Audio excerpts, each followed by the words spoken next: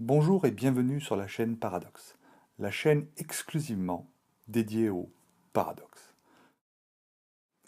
La semaine dernière, je vous ai présenté le paradoxe de l'examen surprise. D'une part, un raisonnement conduit à dire qu'il ne peut pas y avoir d'examen. Et d'autre part, le mercredi un examen a bien eu lieu, c'est un fait. De mon point de vue, ce paradoxe pose précisément la question de la capacité normative d'un raisonnement d'induction à rebours, c'est-à-dire sa capacité à dire ce qui doit être. D'un point de vue positif, c'est-à-dire la capacité du raisonnement à dire ce qui est, il est clair que l'induction à rebours est défaillante.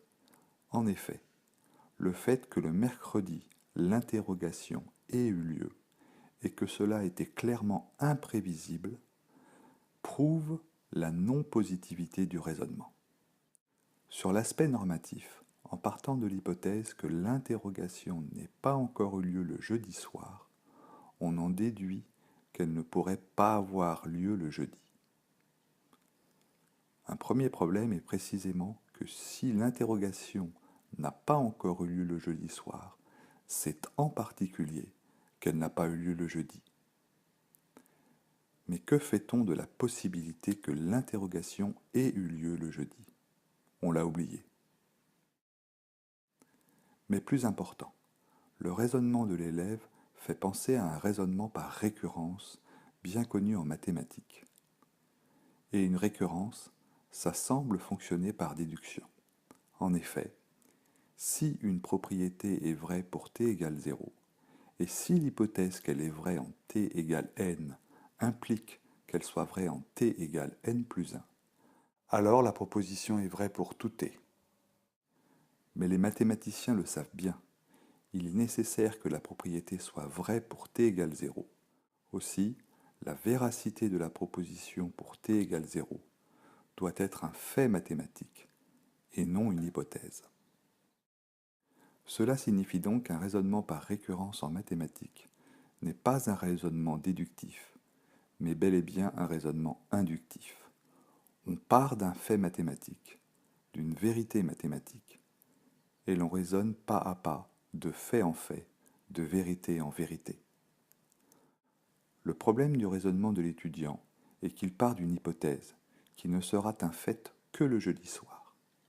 Sa rétro-déduction prouve seulement que si le jeudi soir l'interrogation n'a pas encore eu lieu, c'est qu'elle n'aura pas non plus eu lieu les jours d'avant. Il lui manque la première marche factuelle de tout raisonnement par récurrence, à rebours ou pas. Pour ma part, je conclus à l'incapacité normative et positive de la rétrodéduction. Et j'en conclus donc que le raisonnement de l'élève est faux.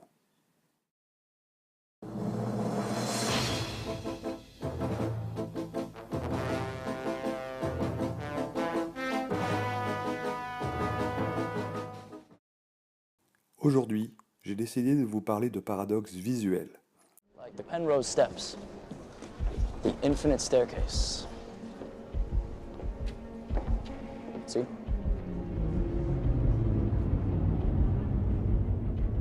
Paradox. Mais voici un paradoxe encore plus perturbant. Sur ce dessin, la quasi-totalité d'entre vous perçoit 5 boules en plein et une boule en creux. Le paradoxe survient lorsqu'on retourne le dessin.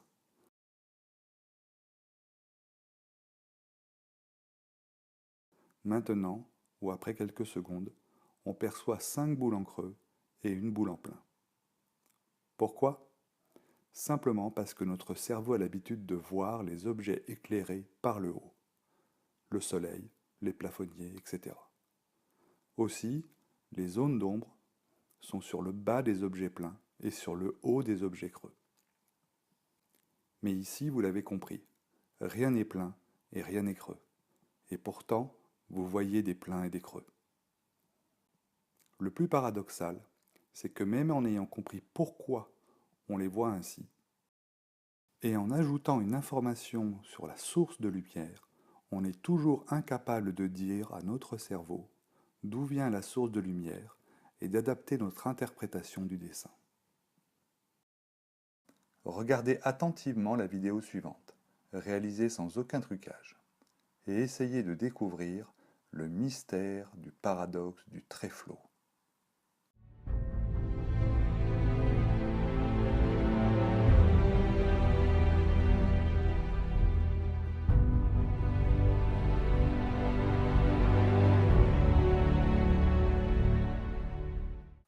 J'attends vos réactions en commentaire de cette vidéo. Soyez perspicaces. Au revoir.